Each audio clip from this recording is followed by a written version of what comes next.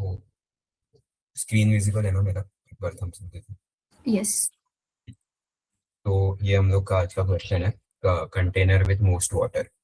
तो हम लोग सीधा डायग्राम से ही समझते हैं क्या है। देखो, हम लोग को एक हाइट का एरे दिया रहेगा, तो नंबर्स रहेंगे उसमें। एंड ये नंबर्स हाइट बताएंगे, जैसे कि 1 ऐसे है, 8 ऐसे है। एंड हम लोग को क्या रिटर्न करना है?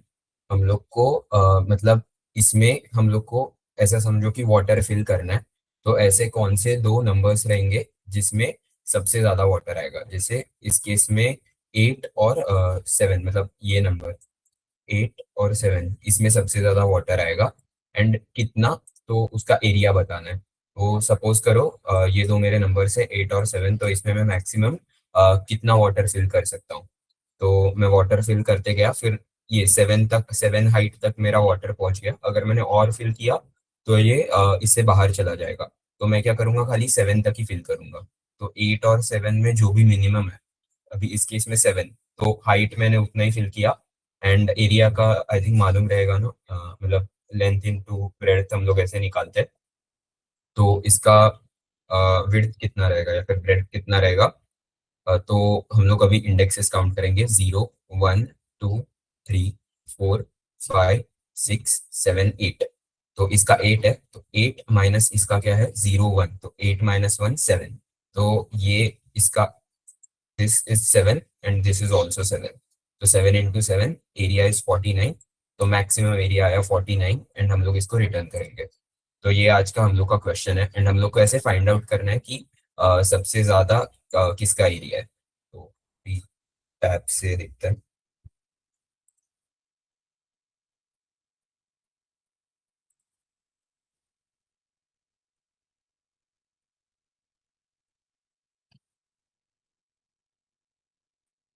मेरा स्क्रीन विजिबल है? तो हाँ, ये आज का मतलब क्वेश्चन। सो हम लोग अभी सब पहले देखते हैं कि हम लोग एरिया कैसे निकालते हैं। सो लेट सपोज ये हम लोग को इसका और इसका एरिया निकालना है, राइट? तो हम लोग क्या करेंगे, इसमें वाटर फिल करेंगे। तो जब वाटर 5 हाइट तक आ जाएगा, उसके बाद हम लोग डालेंगे तो वो स्पिल हो जाएगा। तो हम लोग क्या करेंगे, लेंथ के लिए हम लोग ढूंढेंगे 10 और 5 का मिनिमम। तो 10 और 5 का मिनिमम क्या आ जाएगा, 5। एंड फिर हम लोग को इसका लेंथ मिल गया, लेंथ इज 5। एंड हम लोग फिर इसका विड्थ ढूंढेंगे, तो विड्थ या फिर ब्रेड्थ, तो वो कैसे मिलेगा? इसका इंडेक्स है सपोज करो 6 एंड इसका इंडेक्स है सपोज करो 2। तो 6 - 2 कितना होता है, 4। तो फिर इसका एरिया क्या आएगा? Area is equal to 5 × 4 is equal to 20। तो ये सबको समझ गया कि एरिया हम लोग निकाल कैसे रहे? एक बार हम सब दे दो। ठीक है, राइट, समझ गया। तो अभी इसको जनरलाइज करते हैं। तो लेट सपोज हम लोग का इधर आई रहेगा एंड इधर जे रहेगा। तो पहले हम लोग क्या देखते थे, पहले हम लोग देखते थे मिनिमम। तो एरिया इज इक्वल टू, पहले हम लोग ये दोनों में से मिनिमम कौन सा है वो देखते थे। तो basically minimum of nums of i comma nums of J, right? ये दोनों का मिनिमम। एंड उसको मल्टीप्लाई किससे करते थे?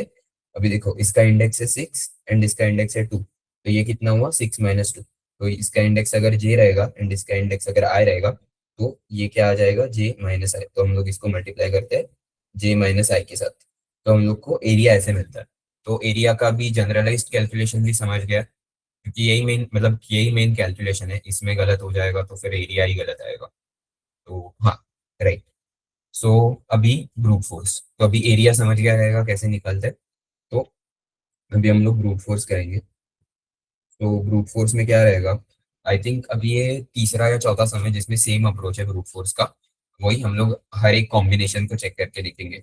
तो पहले हम लोग लेट सपोज 2 एंड अगेन हम लोग दोनों का 2, मतलब आई को भी 2 ही बोलेंगे एंड जे को भी 2 ही बोलेंगे।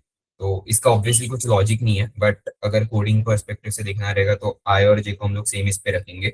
फिर 2 का 2 के साथ कॉम्बिनेशन देखा, तो मिनिमम ऑफ नम्स ऑफ आई और नम्स ऑफ जे, तो दोनों 2 ही है, तो मिनिमम भी 2 ही आएगा। J - I अभी दोनों सेम है, मतलब 0 - 0 तो 0। फिर इसका एरिया आ जाएगा 0। तो ऑब्वियस है, तो एक ही इसमें पानी कैसे जाएगा?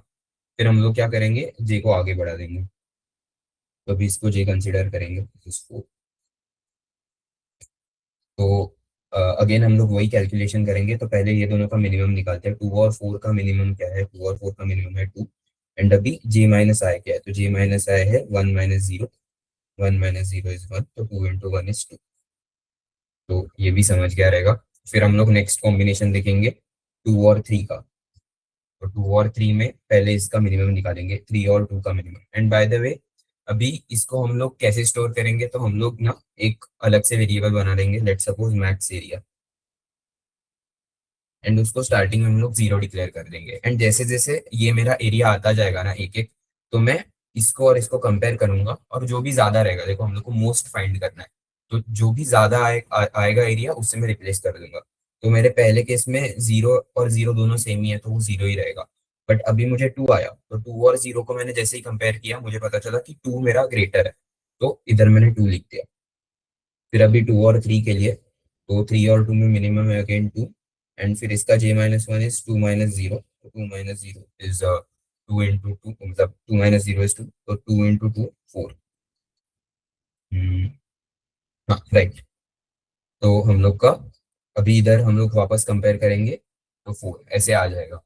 एंड ऐसे हम लोग कितने कॉम्बिनेशंस के लिए करेंगे, देखो पहले हम लोग 2, 2 के लिए किया, फिर 2, 4, फिर 2, 3,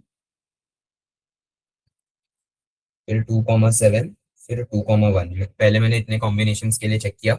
फिर मैं गया इस इधर, आई को मैं इधर लेके गया। अभी देखो 4, 2 कंपेयर करने की कुछ जरूरत ही नहीं है, ये हम लोग ने इधर ऑलरेडी कवर कर लिया है। तो हम लोग क्या करेंगे, सीधा इधर से शुरू कर देंगे। इधर आई को रखा, जे को इधर रखा। फिर मैंने कौन से कॉम्बिनेशन चेक किए, 4, 3, 4, 7, 4, 1। फिर आगे गया 3, 7 एंड 3, 1 एंड फिर 7, 1। तो मुझे इतने सारे कॉम्बिनेशन सिलेक्ट करने पड़े। तो दिस इज अगेन समझ रहा रहेगा, टाइम कॉम्प्लेक्सिटी आ जाएगा O of n square. And last में मुझे इधर से कंपेयर करते करते मिल जाएगा जो भी मतलब मैक्स रहेगा वो। लेकिन इसका अगेन टाइम कॉम्प्लेक्सिटी आ जाएगा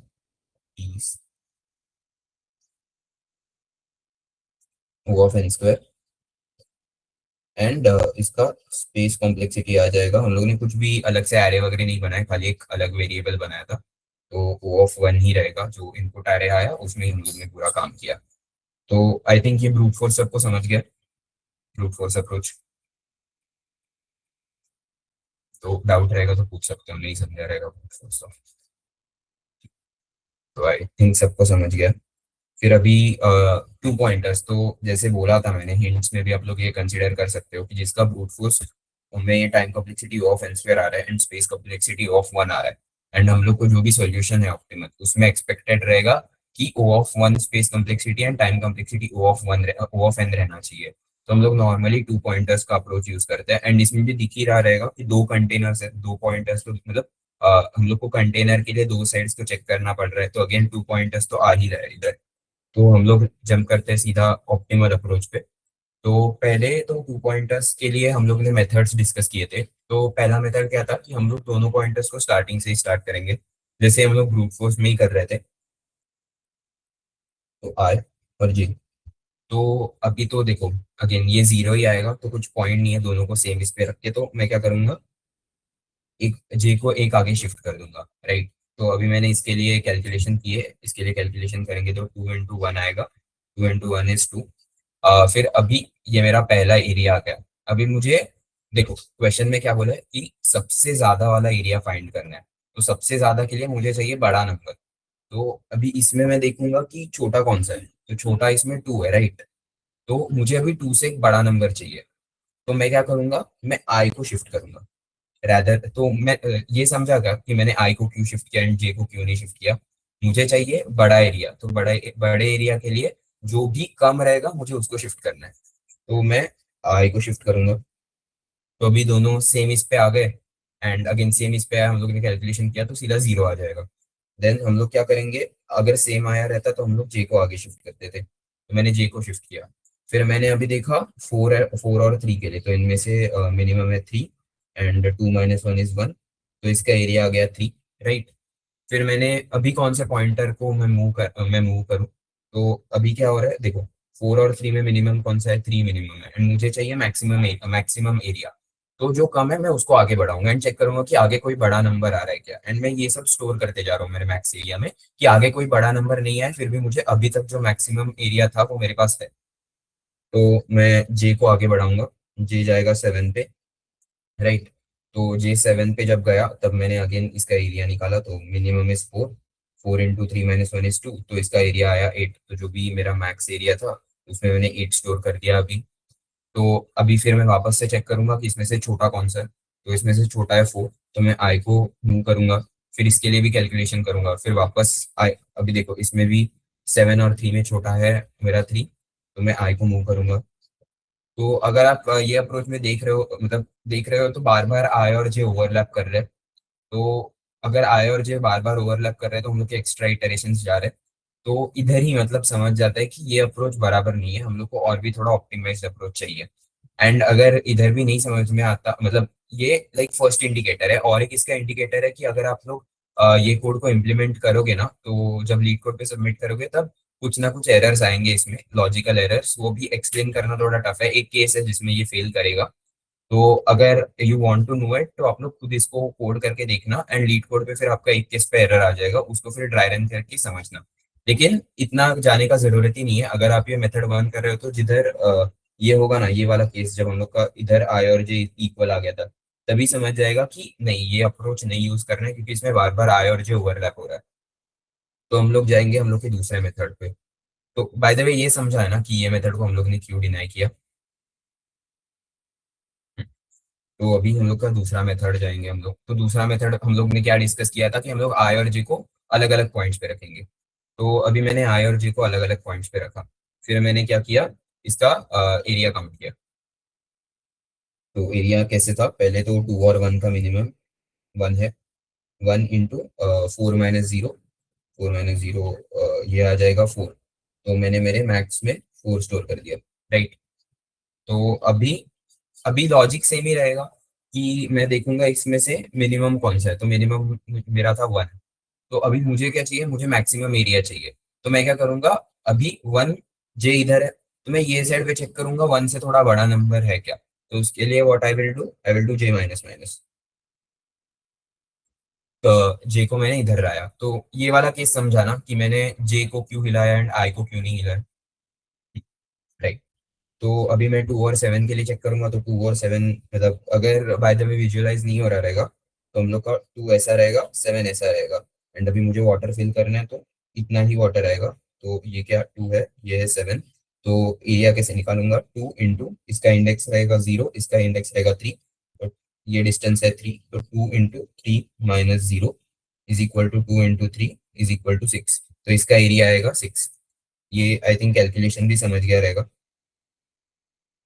तो इसका एरिया आ जाएगा मिनिमम इज 2 into 3 - 0, 3 = 6।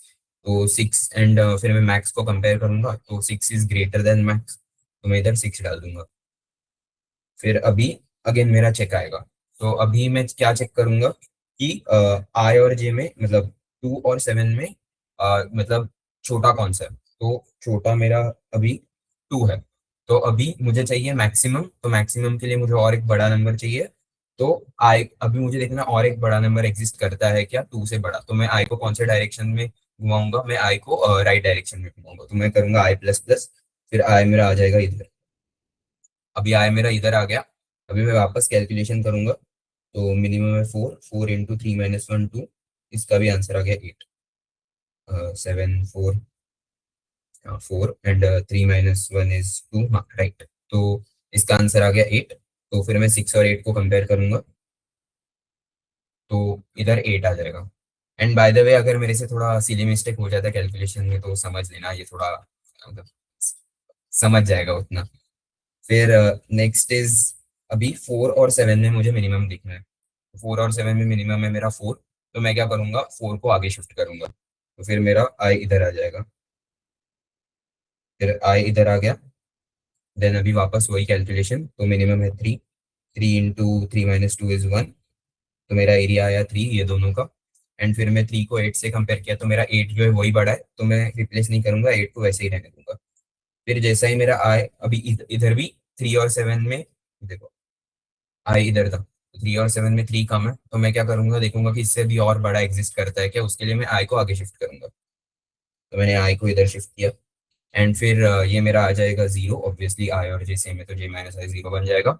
एंड मेरा अभी इसके आगे जाके कुछ पॉइंट नहीं है, तो while i is less than j, ये कंडीशन भी आप लोग को समझे, while i is less than j कैसे आया। तो यही मेरा वो लूप का स्टार्टिंग कंडीशन रहेगा कि जब तक आई और जे मतलब सेम नहीं है तब तक करते जाओ, एंड जैसे ही मतलब जब तक मेरा आई छोटा है जैसे, एंड फिर जैसे ये हो जाएगा मेरा जो भी मैक्स का करंट वैल्यू है मैं उसको रिटर्न कर दूंगा। तो मैक्स का करंट वैल्यू है इसमें 8, तो मेरा 8 ही जो है वो रिटर्न होगा, एंड यही मेरा फाइनल आंसर है, तो मैक्सिमम एरिया मेरा 8। तो यही हम लोग का अप्रोच था, ऑप्टिमल अप्रोच। तो ये समझ गया क्या सबको, तो हम लोग इसका एल्गोरिदम लिखते हैं। समझ गया रहेगा तो सब लोग थम्स अप कर दो या फिर डाउट पूछ लो। ओके, सो एल्गोरिदम पे मूव करते हैं। बाय द वे इसका time complexity and space complexity भी देखते हैं। देखो time complexity, space complexity, I think time complexity again हम लोग दो पॉइंटर से एक ही इसमें देखो, इधर आई रखा, इधर जे रखा, फिर आई इधर आता गया, जे इधर आता गया, एंड ऐसे करके मेरा ओवरऑल एक ही ट्रेवर्सल में काम हो गया। तो मेरा टाइम कॉम्प्लेक्सिटी आ जाएगा ओ ऑफ एन, एंड मेरा स्पेस कॉम्प्लेक्सिटी मैंने कुछ भी अलग से एरे वगैरह डिक्लेयर नहीं किया, या फिर हैश मैप वगैरह भी कुछ डिक्लेयर नहीं किया, तो ये आ जाएगा ओ ऑफ वन। तो ये टाइम एंड स्पेस भी सबको समझा है, कॉम्प्लेक्सिटी ये सॉल्यूशन का। ओके, तो अभी एल्गोरिदम पे आते हैं।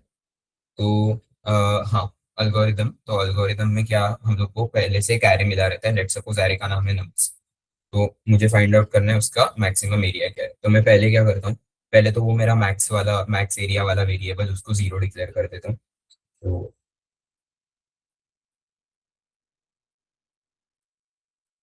ओके, फिर अभी मुझे दो मेरे पॉइंटर्स इनिशियलाइज करने हैं, तो मैं दो पॉइंटर्स को इनिशियलाइज कर दूंगा। जो मेरा आई रहेगा वो स्टार्टिंग इंडेक्स को पॉइंट करेगा, एंड जो जे रहेगा वो लास्ट इंडेक्स को पॉइंट करेगा। तो j is equal to length of nums minus one, right. फिर अभी मैं वो मेरा फॉर लूप शुरू कर दूँ, मतलब लूप करना शुरू कर दूंगा। तो I will use while, condition क्या था, जब तक आई जे से छोटा है तब तक।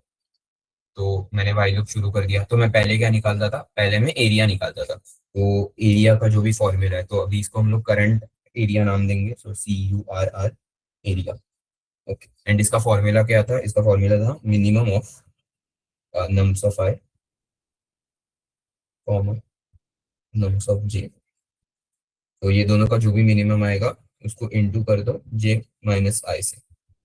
तो ये सबको फॉर्मूला समझ गया ना, तो हम लोग को इसे करंट एरिया आ जाएगा। एक बार तुम सब करके बता दो अगर इधर तक समझ गया रहेगा तो। तो हम लोग के पास अभी करंट एरिया आ गया।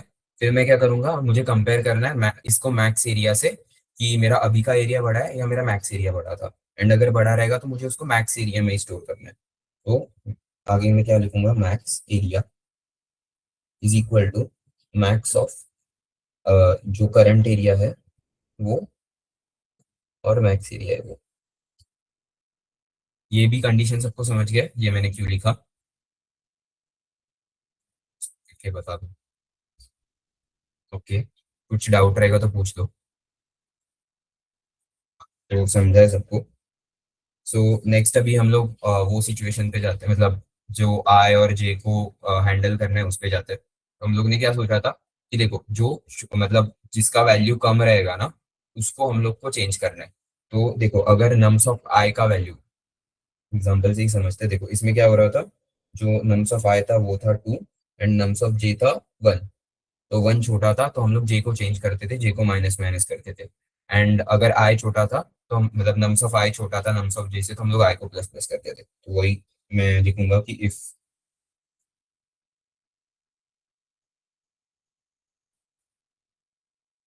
Nums of I is less than nums of j, तो अगर ये रहेगा तो हम लोग क्या करेंगे, हम लोग आई को आगे बढ़ाएंगे, तो i plus plus. And else, else में क्या हो सकता है, एक तो है कि छोटा है एंड एक तो है इक्वल है। तो भी इक्वल है तो भी कुछ फर्क नहीं पड़ता, हम लोग कुछ भी कर सकते हैं, मतलब इक्वल रहेगा तो हम लोग आई को भी आगे कर सकते हैं या फिर जे को भी पीछे कर सकते हैं। तो उससे कुछ फर्क नहीं पड़ेगा। तो अभी हम लोग ने इस केस में जे को हम लोग माइनस करेंगे, जब आई और जे मतलब दोनों पे अगर वैल्यूज सेम ही रहेंगे तो हम लोग जे को माइनस करेंगे इस केस में। लेकिन अगर आपको आई मतलब इधर भी आपको इज इक्वल टू करना रहेगा तो भी कुछ पॉइंट मतलब प्रॉब्लम नहीं है। तो अभी क्या था मेरा एल्स में, हाँ एल्स में भी मैं जे को माइनस करूंगा, तो जे माइनस माइनस, ये हो गया मेरा व्हाइल लूप खत्म। एंड मुझे लास्ट में क्या रिटर्न करना है, मुझे मेरा मैक्स एरिया मतलब इधर से मेरा मैक्स एरिया जो भी है वो आ जाएगा, तो मैं लास्ट में कर दूंगा रिटर्न मैक्स एरिया। ये सबको समझ गया? आई थिंक सबको समझ गया, अगर कुछ डाउट रहेगा तो बता दो। तो आई होप ये सबको समझ गया। तो अभी टेक्निकली इंटरव्यू में ये पूछा तो ये इसका आप लोग फाइनल सॉल्यूशन बता सकते हो, बट अभी इसमें एक और ऑप्टिमाइजेशन पॉसिबल है। तो कैसे वो मैं बताता हूँ। देखो, सपोज करो हम लोग के पास ये एग्जांपल है। तो मेरा आई पहले इधर था एंड मेरा जे पहले इधर था, राइट। तो मैंने इनका एरिया जो भी, suppose this is 5, this is 10, right. तो मैंने इनका एरिया कैलकुलेट किया, इनका एरिया आ जाएगा 5 मिनिमम, 1 5 - 0 5 इज इक्वल टू 25, तो 25 मुझे एरिया आ गया। फिर मैं क्या करूंगा, इनमें से जो मिनिमम है, तो अभी इस केस में आई को, आई मिनिमम तो मैं उसको आगे शिफ्ट करूंगा, तो मैंने आई को इधर शिफ्ट किया। अभी समझो, अभी मेरा जो आय था ना, अभी अभी जो मेरा आय है वो पहले वाले आय से कम था, तो दिस इज लेट सपोज 4। तो अभी मैं इसका एरिया निकालता हूँ। तो 4 और 10 में मिनिमम है 4, 4 × 5 - 1 इज 4, तो 16। तो देखो ये एरिया मेरा कम ही आया। तो मुझे क्या पता चल रहा है इधर से, मतलब ये देखो ये एरिया मेरा 25 से कम आया। क्यों आया? क्योंकि देखो मेरा 5 से 4 5 से 4 जा रहा है, मतलब जो नंबर है वो अभी छोटा है 5 से। प्लस और एक इसमें फैक्टर है कि जो मेरा एरिया मतलब जो मेरा क्या बोलते हैं ब्रेड्थ है वो भी कम हो रहा है। तो मुझे पहले से ही पता है कि अगर मैं आई को शिफ्ट कर रहा हूँ ये साइड, एंड जो नेक्स्ट आ रहा है वो पहले वाले मतलब पहले वाले जो भी मैग्नीट्यूड था उससे छोटा है, तो एरिया मुझे चेक करने की जरूरत ही नहीं है। आई कैन कंफर्मली से कि हाँ इसमें मतलब जो एरिया पहले आया था उससे अभी छोटा ही आएगा। सेम फॉर दिस केस, देखो अभी ये सपोज करो 3 है, तो जब मेरा आई इधर जाएगा तब मेरा ये जो एरिया रहेगा इसमें और इसमें, ये भी ऑफकोर्स छोटा ही आएगा, मतलब जो 5 और 10 में एरिया आया था उससे। तो मुझे वो चेक करने की जरूरत ही नहीं थी, फिर भी मैं चेक करते जा रहा हूँ एंड उसको मैक्स एरिया से कंपेयर करते जा रहा हूँ। तो अभी इसमें आ जाता था 3 × 3 9, तो हम लोग 9 को वापस 25 से कंपेयर करते, 25 में हम लोग के मैक्स एरिया में रहता। तो कुछ पॉइंट ही नहीं था, जबकि मुझे पहले से ही पता था कि ये छोटा ही आने वाला है।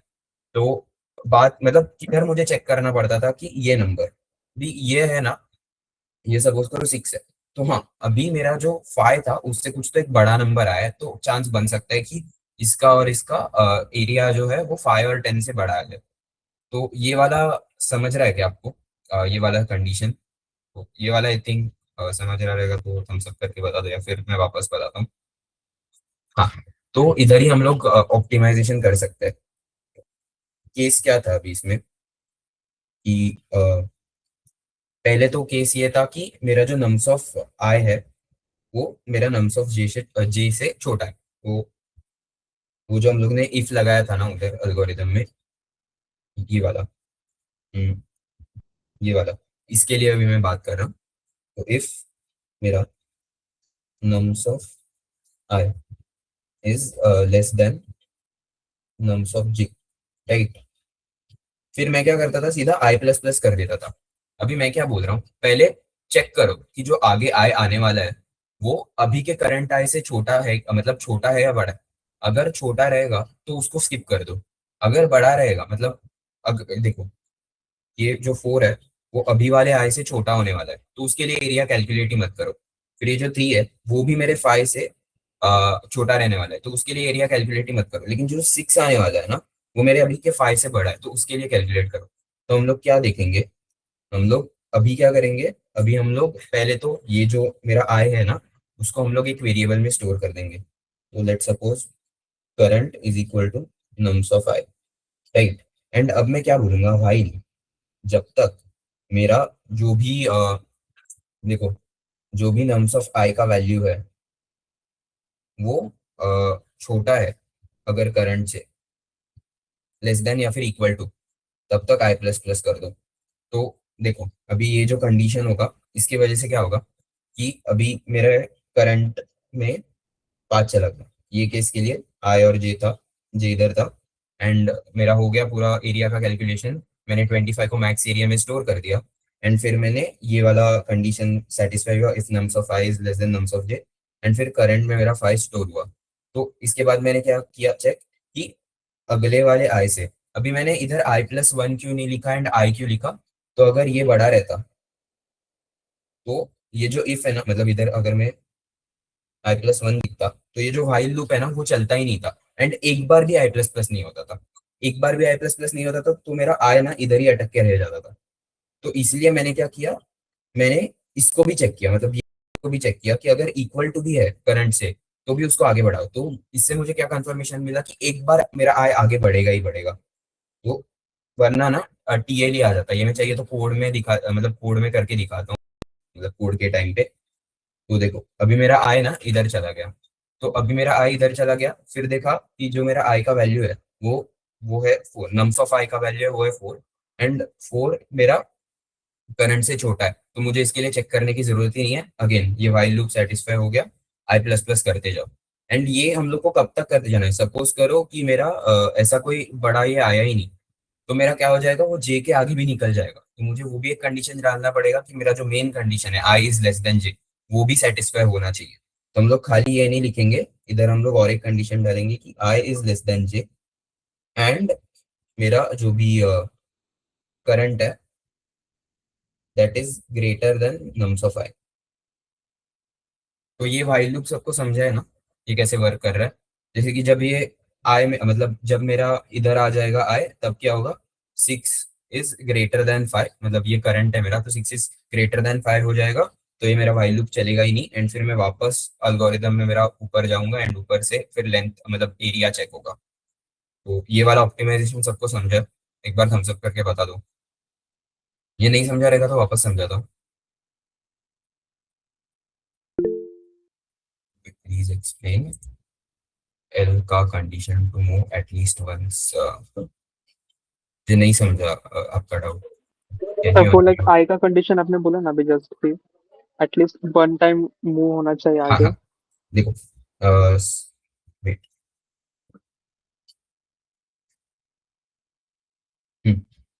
अभी सपोज करो कि ये मेरा आई है, ये मेरा जे है, एंड नॉर्मल कंडीशन समझा है ना आपको कि ऑप्टिमाइजेशन कैसे वर्क कर रहा है। हाँ हाँ। हाँ, तो अभी क्या होता है कि मेरा जो आई के बाद वाला एलिमेंट है ना वो आई से बड़ा है। तो अभी लेट सपोज नॉर्मल केस में क्या रहता है, आई थिंक जिस केस में आप बात कर रहे हो, तो उसमें हम लोग कंपेयर करते थे नम्स ऑफ आई की जगह नम्स ऑफ I+1 से, राइट? यही बोल रहे थे ना कि हम लोग आई से क्यों चालू कर रहे हैं, I+1 से क्यों नहीं चालू कर रहे हैं। हाँ हाँ। हाँ, तो अभी अगर मैं I+1 से कंपेयर करता था ना, तो क्या होता था मेरा, देखो ये करंट है, current is 5 and this next is 6, तो मेरा 6 आ जाता था ग्रेटर देन 5, एंड मेरा ये पूरा वाइल लूप स्किप हो जाता था। एंड इसकी वजह से क्या होता था, मेरा एक भी बार I++ नहीं होता था। तो मेरा आई है ना वो इधर ही अटक के रह जाता था हमेशा के लिए, क्योंकि हर बार देखो फिर वो अगेन लूप स्टार्ट होता था, मेरा आई इधर ही है, मैंने एरिया काउंट किया, फिर मैंने ये वाइल लूप चेक किया, ये वाइल लूप में मेरा current is greater than nums of ये कंडीशन फेल हुआ। ये कंडीशन फेल होने के बाद मेरा बेसिकली आई आगे एक बार भी नहीं बढ़ा, एंड आई मेरा इधर ही रह गया। ये समझा क्या? हाँ हाँ। समझा ना? ओके। तो ये वाला वाइल लूप सबको समझ गया रहेगा। तो हम लोग सेम कंडीशन जे पे भी अप्लाई होता है, कि जैसे कि ये है इधर, ये मेरा आई है, ये मेरा जे है, तो पहले इसमें जे मेरा छोटा रहे, मतलब नम्स ऑफ जे छोटा रहेगा नम्स ऑफ आई से, तो मैं जे को इधर मूव करूंगा। अभी ये और भी छोटा है, पहले वाले जे से भी छोटा है, तो कोई चांस ही नहीं है कि इसका और इसका एरिया इसके और इसके एरिया से ज्यादा आएगा। तो सेम हम लोग वाइल लूप ऐसे ही लिख सकते हैं, एंड ये कब तक जाएगा, जब तक मेरे ये वाले जे से, मतलब ये वाले नम्स ऑफ जे से कोई बड़ा नम्स ऑफ जे ना है, मतलब इधर इधर आके वो वाइल लूप स्टॉप करना चाहिए। तो सेम हम लोग लिखेंगे कि ये इसका भी मेन कंडीशन क्या था कि इफ ये वो एल्स वाले कंडीशन के लिए अप्लाई होगा। वो एल्स वाला कंडीशन क्या था कि इफ मेरा नम्स ऑफ आई है वो greater than equal to nums of j है। तो अगर ये वाला मेरा कंडीशन है तो मैं क्या करूंगा, मैं अगेन लॉजिक सेम रहेगा, current is equal to nums of J. And अभी मुझे नम्स ऑफ जे को कंपेयर कर, मतलब ये करंट को सबसे कंपेयर करते जाना है। तो वाइल पहले वो बाउंड्री कंडीशन था i is less than j, and मेरा nums of j is less than current. तो जब तक मेरा नम्स ऑफ जे आगे, मतलब अभी इधर से इधर हम लोग जे माइनस माइनस कर देंगे, तो जैसे जैसे जे मेरा घटता जाएगा, तो ये जब कब तक करना है, जब तक मेरा ऐसा कोई नम्स ऑफ जे ना आ जाए जो मेरे करंट वैल्यू से बड़ा है। तो कब तक करते जाना है, जब तक nums of j is less than current value. तो ये वाला भाई लोग भी सबको समझा है? नहीं समझा रहेगा तो वापस बता दो। तो आई थिंक समझा रहेगा। एंड इसमें मैंने आई थिंक अगर प्री रिक्विजिट अपने सेशन बैठा रहेगा तो ऑफ एन स्क्वायर के टाइम में मैंने बताया था कि ऐसे टू पॉइंट, मतलब टू पॉइंटर में ऐसे आगे जाके कंसेप्ट आते हैं जिसमें हम लोग एक फॉर लूप में एक वाइल लूप डाल देते हैं। तो अभी इसमें क्या हो रहा है मालूम है, हम लोग का जो मेन स्ट्रक्चर है उसमें क्या हो रहा है कि एक वाइल इधर है, फिर इसके अंदर ये वाला वाइल है, एंड इसके अंदर और एक ये जे वाला वाइल है, ये आई वाला वाइल है, एंड ये जे वाला वाइल है। अभी इसका कोड दिखाता हूँ तो समझ जाएगा। तो ऐसा रहता है। तो टेक्निकली इसका टाइम कॉम्प्लेक्सिटी आना चाहिए था ओ ऑफ एन स्क्वायर, बट अभी हम लोग इसको क्यों यूज कर रहे हैं, ऑप्टिमाइजेशन के लिए और भी फास्ट इटरेशन के लिए। तो ये ओ ऑफ एन ही रहेगा। तो इसलिए मैंने बोला था कि एक बार ड्राई रन करके चेक करना, डायरेक्टली आप लोग टाइम कॉम्प्लेक्सिटी के साथ देख के ही मत चेक करना, क्योंकि अभी ये थियोरेटिकली अगर आप देख के चेक करोगे, थियोरेटिकली नहीं, अगर विजिबली चेक करोगे तो वाइल के अंदर while O of N square आना चाहिए, बट आता ओ ऑफ एन ही है। ये पॉइंट भी सबको समझा है ना? ये नहीं समझा क्या? अगर ये नहीं समझा रहेगा तो कोड देखेंगे तब समझ ही जाएगा। तो अभी कोड दिखाता हूँ।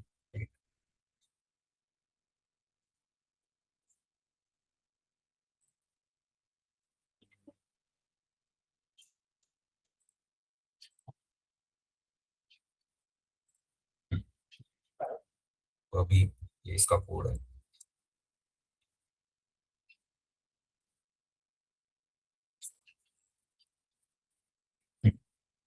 तो आई थिंक कोड सबको दिख रहा रहेगा। तो अभी हम लोग कोड तो सेम ही था, पहले हम लोग ने क्या किया था, आई और जे से दो पॉइंटर्स मतलब इंट्रोड्यूस कर दिए। फिर एक मैक्स एरिया का नाम का वेरिएबल किया। बाय द वे जो क्वेश्चन है उसमें इधर हाइट्स है, बट मैंने इसको नम्स कर दिया क्योंकि वो मेरे मैं नम्स को प्रेफर करता हूँ। तो while i is less than j, ये वाला कंडीशन भी हम लोग ने लिखा था। फिर करंट एरिया को हम लोग ने निकाला मिन of nums of I into nums of J into J minus one. ये वाला कंडीशन भी सेम अल्गोरिदम जैसा। फिर मैक्सिमम एरिया निकाला। फिर पहला वाला कंडीशन कि nums of I is less than nums of j, तो वही current is equal to nums of i. And फिर अभी मेरा एक वाइल लूप आ गया कि जब तक i is less than j and nums of I is less than equal to current, तो i plus is equal to one. And अभी एल्स एल्स वाला कंडीशन मतलब क्या, nums of j is less than equal to nums of i. तो वो वाले condition में current is equal to nums of J, and फिर while I is less than j and nums of j is less than equal to current, then j minus is equal to 1, मतलब j को decrement करते जाओ and फिर last में return कर दो max area. ये सबको समझा है कोड? एक बार तो एक बार थम्स अप कर दो अगर समझा रहेगा तो। समझ गया ना? कुछ डाउट रहेगा तो भी पूछ दो। तो एल्स बताओ ना एक बार।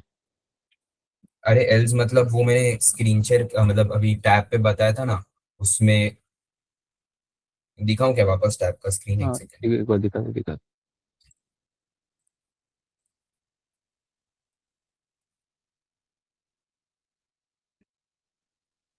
ये देख ये वाला कंडीशन, ये एल्स एल्स हम लोग का, हाँ, एल्स हम लोग का ये वाला कंडीशन आएगा। एल्स में हम लोग का बेसिकली जो नम्स ऑफ आई रहेगा वो greater than equal to nums of j रहेगा। तो एल्स यही बोलता है। तो हम लोग इसमें क्या करते थे, बेसिकली ये केस कि देख अभी इसमें पहला जो आई और जे है, इसमें मेरा हाँ। नम्स ऑफ जे छोटा है, तो मुझे जे को हम्म। पीछे शिफ्ट करना है। एंड पीछे तो शिफ्ट करके मेरे पास और छोटा है छोटा आ आया जाएगा। तो फिर हाँ, तो उसको चेक करके कुछ पॉइंट ही नहीं है, तो कब तक करते जे जाना है, जब माइनस। तक मेरा ये जो करंट है करंट से उससे बड़ा कोई नहीं आ जाए। बड़ा वैल्यू ना आ जाए। तो ठीक है समझ ठीक है। गया ना एल्स वाला हाँ कंडीशन। हाँ ठीक है ठीक तो अभी इसमें मैं वो भी एक करके दिखाता हूँ जो संकेत बोल रहा था। हाँ तो हाँ, तो पहले इसको हम लोग रन करके देखते हैं। एंड अगर हम लोग इसको सबमिट भी कर देंगे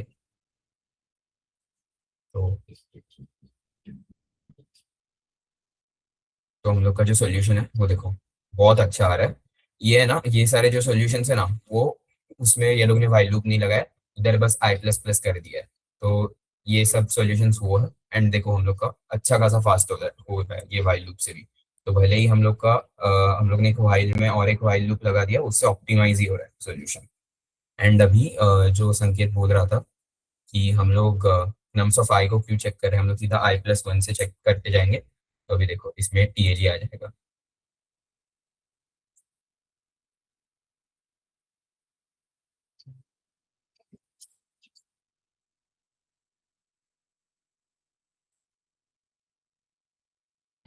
टाइम लिमिट एक्सीडेड, क्योंकि वो आई उधर ही अटका रहता है, हम वो आगे आगे बढ़ता ही नहीं है आई, इसीलिए। तो I think I am clear, sum हो गया। किसी को कुछ डाउट रहेगा तो पूछ लो, वरना Jishnu will continue.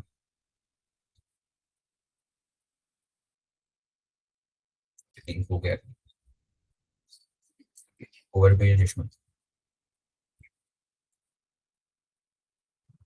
Okay okay. अच्छा, second sum would be comparatively way easier than जो फर्स्ट सम था, और नीले बहुत अच्छा सीखा। सो आज का सेकंड सम है बेसिकली दिस सम। आपको स्क्रीन दिख रहा होगा। सो ये सम है बेसिकली बहुत सिंपल है। आपको एक इंटीजर एरे दिया होगा in a non decreasing order. Non decreasing मतलब असेंडिंग ऑर्डर, इंक्रीजिंग ऑर्डर, वो कंफ्यूज करने के लिए बोलते हैं। फिर आपको क्या करना है बेसिकली, डुप्लीकेट्स रिमूव करके आगे भेजने हैं, और फिर कितने यूनिक एलिमेंट्स है वो रिटर्न करना है। अब मैं एक टेस्ट केस देख के बताता हूँ। ये वाला इजी है थोड़ा, ये वाला देखते हैं। यहाँ पे आपको क्या करना है, आपको ऐसे एक इनपुट एरे में दिया होगा 0011, और ये पूरा सॉर्टेड होगा, मतलब असेंडिंग ऑर्डर में होगा, इंक्रीजिंग ऑर्डर में होगा। आपको बेसिकली क्या करना है, जो भी यूनिक एलिमेंट्स है अभी 0 1 2 3 और 4, इसको स्टार्ट में रख के फिर बाकी जो भी यहाँ से जो भी आगे, वो कंपाइलर को फर्क नहीं पड़ता, बस स्टार्ट में जो जितने भी एलिमेंट्स है वो यूनिक होने चाहिए, और उसके बाद कितने यूनिक एलिमेंट्स है ये रिटर्न करना आपको। सो बेसिकली आपका सम है, यहाँ पे आप देख सकते हो, कंस्ट्रेंट्स वगैरह देख सकते हो। सो आपको क्वेश्चन समझा होगा। तो बेसिकली अभी सबसे पहले देखा तो आपके दिमाग में जो अप्रोच आता होगा, फर्स्ट ऑफ ऑल एक brute force approach you can यहाँ पे लिख सकते हो। बेसिकली क्या करोगे, आपके पास एक यहाँ पे आप ये जीरो को देखोगे, अब इसके बाद ये जीरो के साथ कंपेयर करोगे, ये दोनों जीरो सेम है, तो ये जीरो को आप स्वैप करके लास्ट तक भेजोगे। फिर बेसिकली मतलब आप जो जिष्णु भी आई थिंक वो यूनिक स्क्रीन एलिमेंट्स है उसको शेयर पास नहीं है। करो। वो सॉरी तेरे सॉरी, वो पूरा तेरे स्क्रीन शेयर टैब नहीं पे है क्या? दिखा रहा रहेगा। नहीं। अच्छा, प्रेजेंट समथिंग एल्स।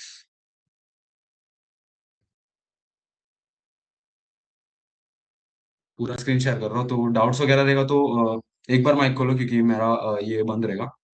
मैं ये जो शॉर्टकट है वो बंद करूंगा।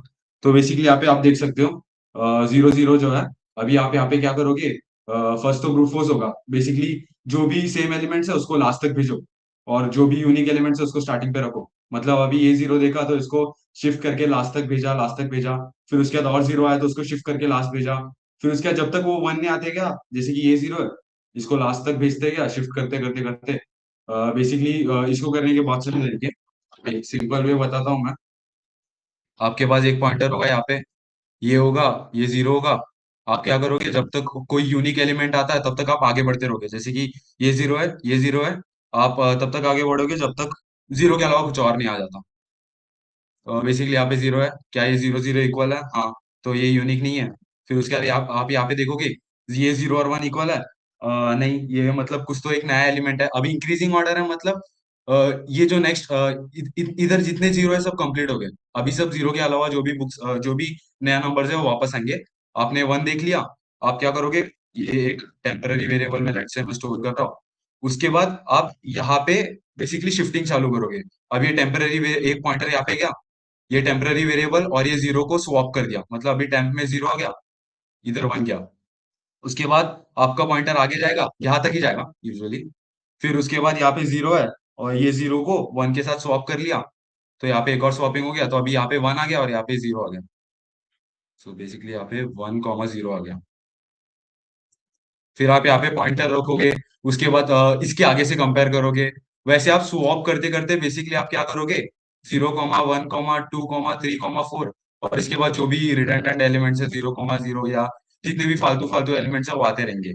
तो ये टोटल अभी कितना टाइम लेगा, बेसिकली पहला तो एक फॉर लूप चलेगा, जो एक एक एलिमेंट्स के पास जा रहा है, इसके पास गया, इसके पास गया, इसके पास गया, इसके पास गया। और दूसरा अंदर एक फॉर लूप चलेगा जो स्वैप करेगा। अभी यहाँ पे ये दोनों के भी इतने जगह पे स्वैप कर रहा था, क्योंकि यहाँ पे जीरो था, यहाँ पे वन था। लेट से मेरा एक एरे है जिसमें एक नया पेज बना रहा हूँ, बहुत सारे जीरो है। लेट से 0, 0, 0, 0, 0, 0, 0, 0, ऐसे बहुत सारे जीरो है, और आखिर में वन है। तो ये पूरा इसके थ्रू इसको स्वैप भी करना पड़ेगा अंदर।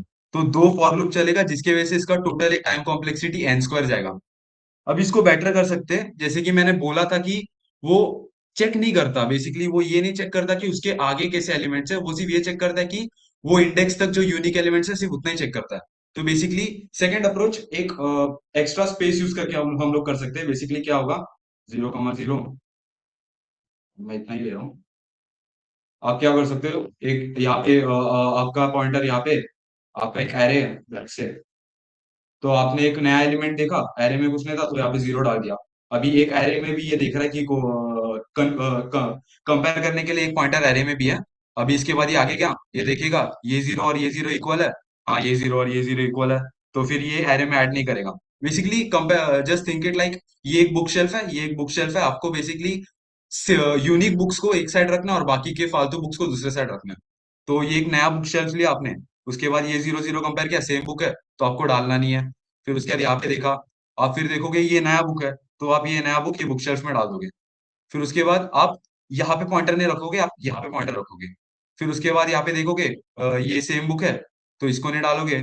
उसके बाद ये आया, ये सेम बुक है, इसको नहीं डालोगे। उसके बाद ये एक नया बुक है, तो आप इसको यहाँ पे डालोगे। उसके बाद देखो ये पॉइंटर यहाँ पे मूव हो जाएगा, आगे मूव हो जाएगा। फिर उसके बाद यहाँ पे एक पॉइंटर आएगा, ये देखेगा ये सेम बुक है, ये ऑलरेडी एडेड है, तो ये आपका एक सॉर्टेड बुक शेल्फ बन गया। और फिर जो भी फालतू एलिमेंट्स है चाहे तो आप यहाँ पे आगे डाल सकते हो।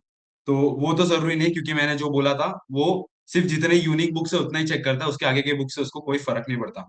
अभी यहाँ पे एक्स्ट्रा स्पेस लगता है, और यहाँ पे आप क्वेश्चन में देखोगे तो यहाँ पे कुछ तो दिया है।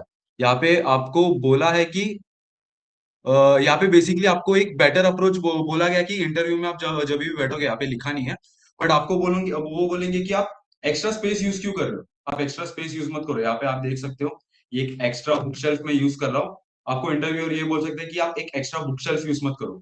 अभी इसका मैं अगर एक बेसिक एल्गोरिदम लिखूं, ये सिंपल एल्गोरिदम भी लिख लेता हूँ।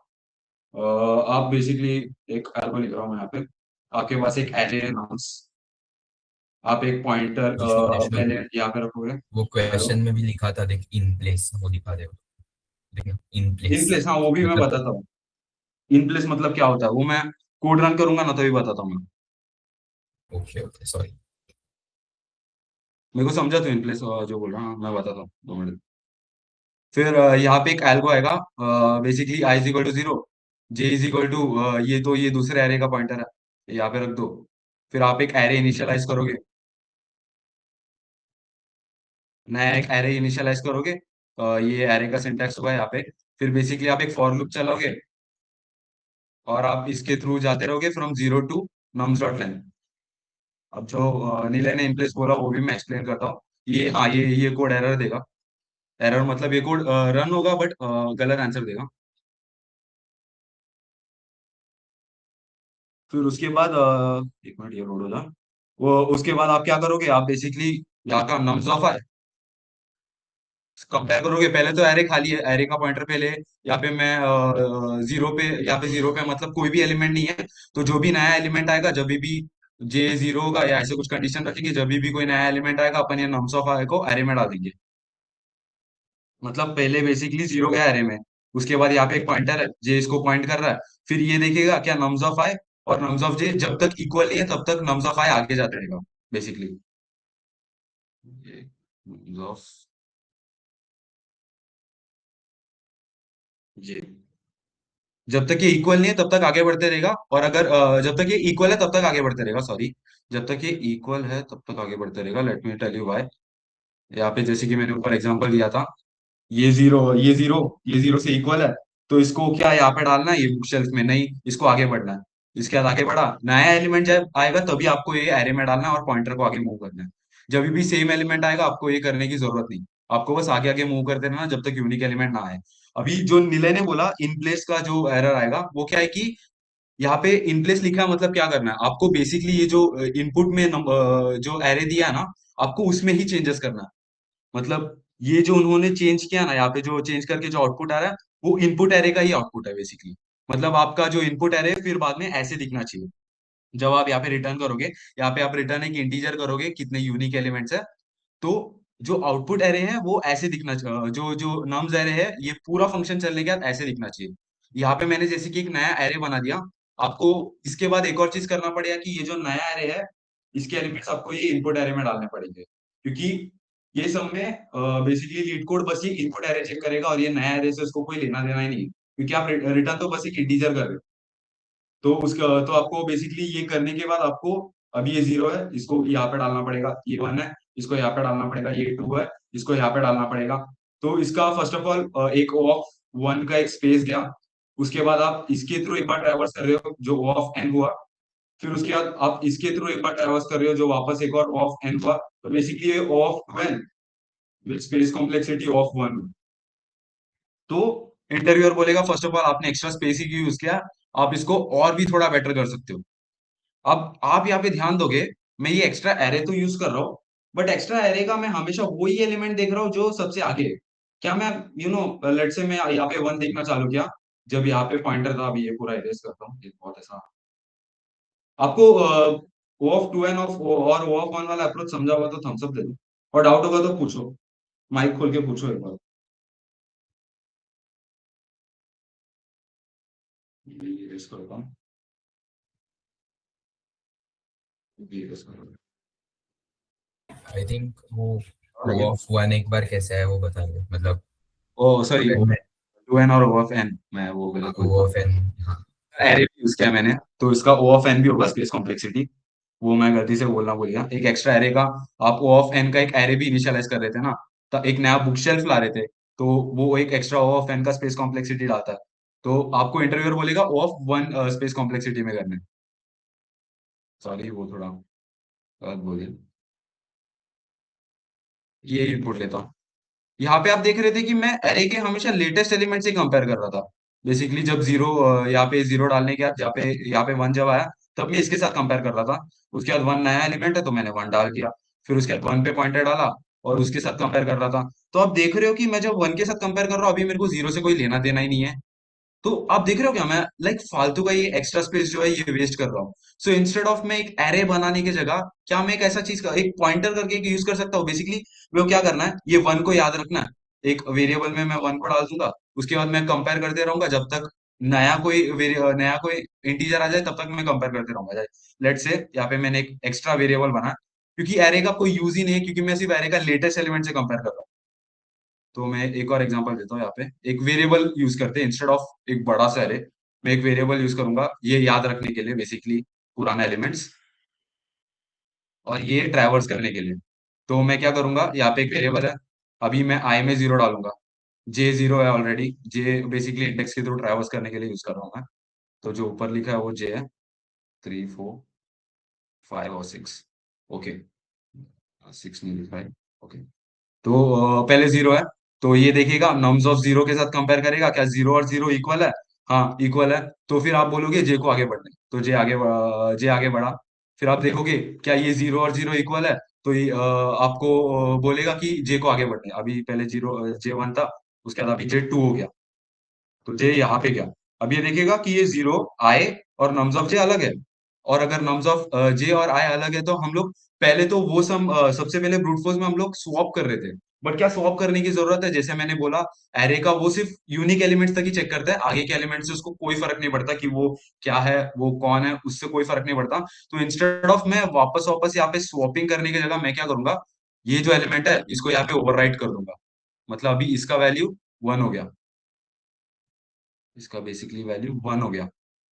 अभी यहां तक हम लोग ने ऑलरेडी जे के थ्रू ट्रैवर्स कर चुके हैं, तो आई को वापस यहाँ पे ट्रैवर्स करके देखने की जरूरत नहीं। तो यहाँ पे पहले फर्स्ट ऑफ ऑल यहाँ पे आई यहाँ पे 1 हो गया, तो ये जो वेरिएबल है, बेसिकली एक मिनट, हाँ, यहाँ पे उसने 1 स्टोर कर दिया। वन वन जो है उसका वैल्यू स्टोर कर दिया। उसके बाद ये आगे बढ़ा। तो अभी पहले ये एक पॉइंटर यहाँ पे था, दूसरा पॉइंटर यहाँ पे था। अभी उसको 1 का ये याद है, तो ये जो पॉइंटर है वो यहाँ पे आ गया, और जे का जो पॉइंटर है वो आगे चला गया, क्योंकि जे का पॉइंटर तो चलते ही रहता है। अभी ये 1 और ये 1 कंपेयर हुआ। अभी आपको पता है एक बार अपडेट होने के बाद ये नया वैल्यू से अपडेट हो गया। ये 1 और ये 1 कंपेयर हो गया, क्या ये सेम है? तो जे को आगे बढ़ाओ।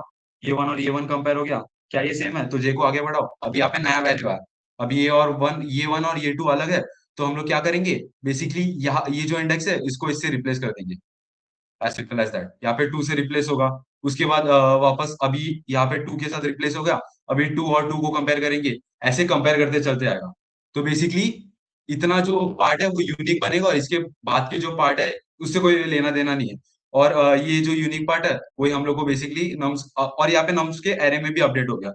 तो जावा जब चेक करेगा, कंपाइलर जब चेक करेगा लीड कोड का, देखेगा अच्छा ये यूनिक है, ये यूनिक है, ये यूनिक पार्ट है, और ये फालतू का पार्ट है, तो सब सही है। तो आपको ये अप्रोच समझा?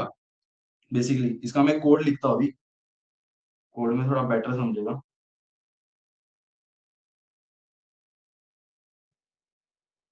हम्म, एक बार मैं इनपुट के साथ ही लिखता हूँ, ताकि कंपेयर ड्राई रन वगैरह करने में हेल्प हो। छोटा सा इस बार लेते हैं इसको। पहले तो एक पॉइंटर होगा, आई इज इक्वल टू 0। एक जे होगा जो ट्रैवर्स करने के लिए मैं यूज कर रहा हूँ। तो बेसिकली ये एक पॉइंटर है, ये बेसिकली पॉइंट कर रहा है कि ये एलिमेंट पे पॉइंट कर रहा है, and not the value of that number. मैं ऊपर वैल्यू ले रहा था ताकि समझे, बट एक्चुअली ये बेसिकली उसके इंडेक्स पे पॉइंट कर रहा है। ये जो है इंडेक्स पे पॉइंट कर रहा है, नॉट द वैल्यू। बस मैं ऊपर समझने के लिए वैल्यू को पॉइंट कर रहा था। कोड करते वक्त हम लोग यूजुअली इसको इंडेक्स की तरफ पॉइंट करवाते हैं। उसके बाद मैं एक फॉर लूप चलाऊंगा जो 0 से लेके नॉन डॉट लेंथ तक जाएगा, जो भी आएगा नाम।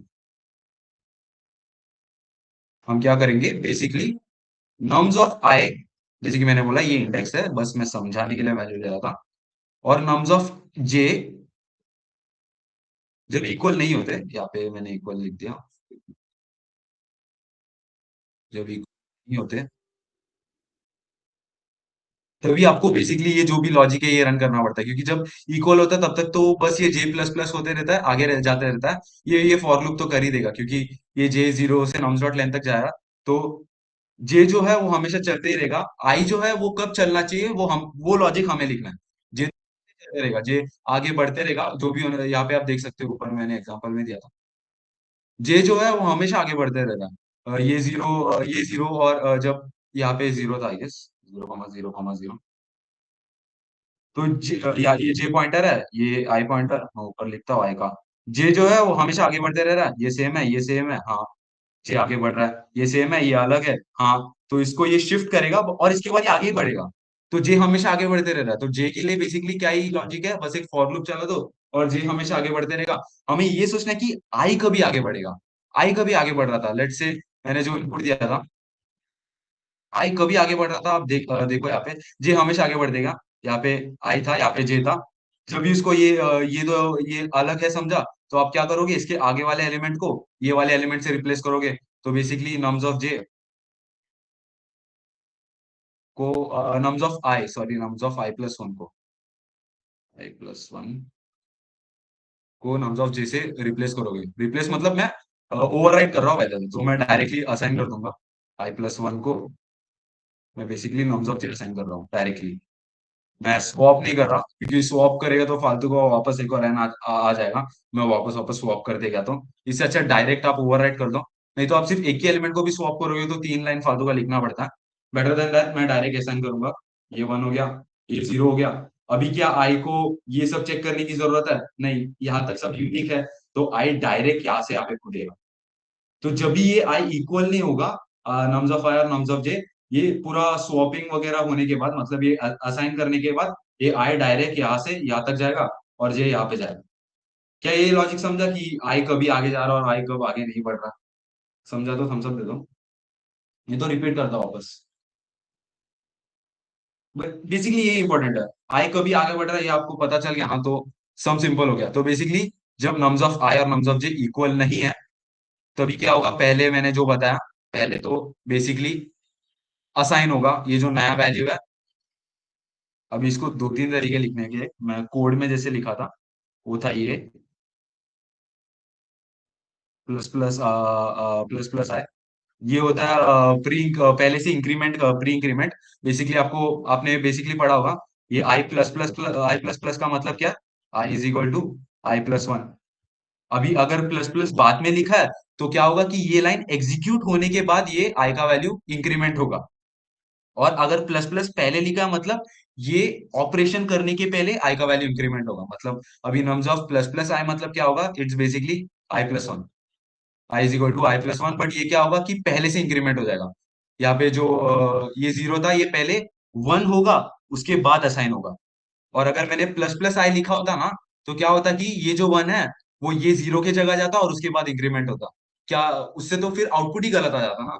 इसीलिए हम लोग यहाँ पे प्लस प्लस आई यूज करते हैं, is equal to nums of J.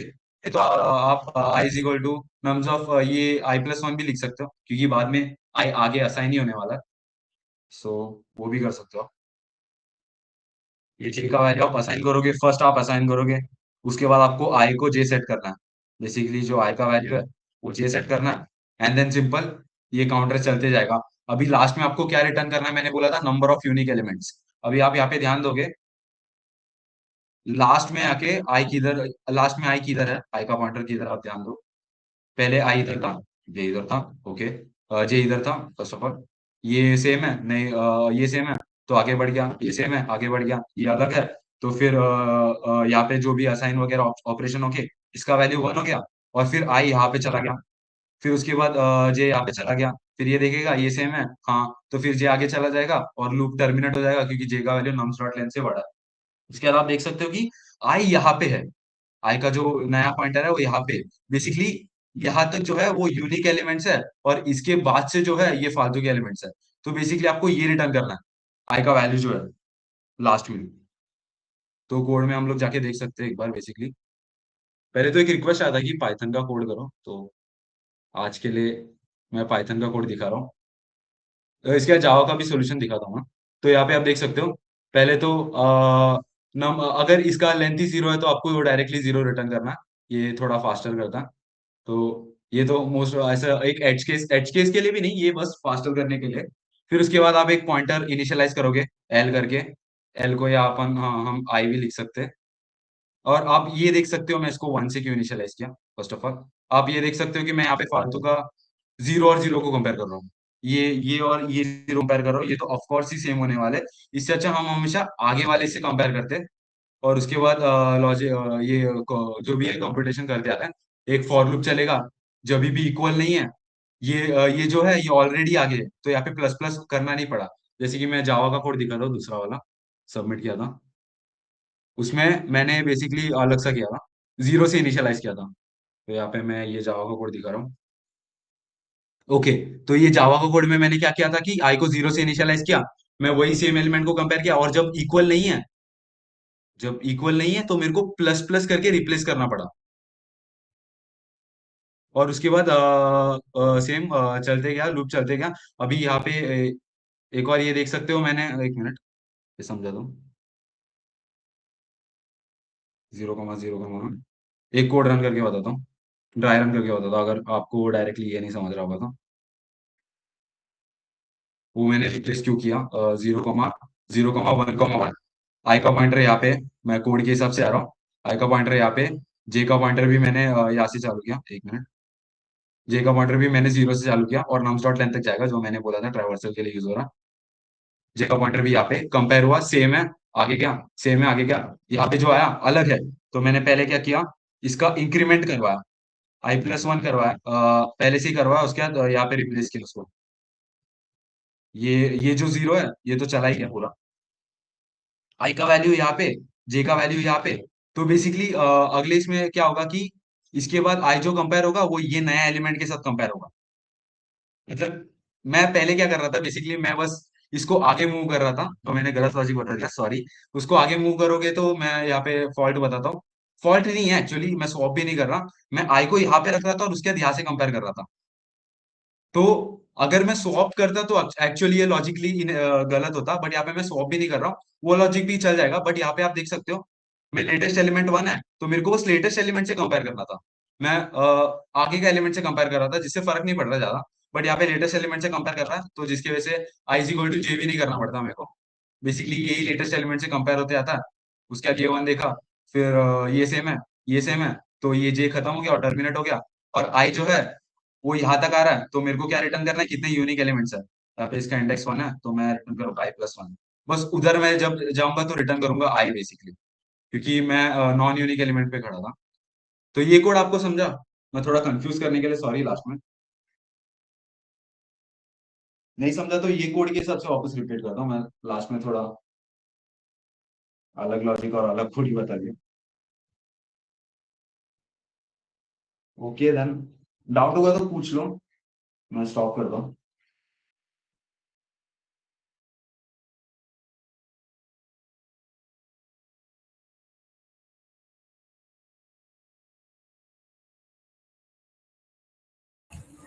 Okay, सो किसी को कोई डाउट है तो हैंड रेज कर सकते हैं। If not then thumbs up करके बता सकते हो कि नहीं, कहीं नहीं है डाउट्स। ओके ओके, सो फिर चलो फिर प्रैक्टिस करो, कुछ डाउट्स रहेगा तो फिर कल के सेशन में you can ask the heads. Thank you so much for joining this session. Also, Apex code पे you have to submit the solutions. Leaderboard will be live at the end of the week. So, see you tomorrow. Thank you so much. You all can leave.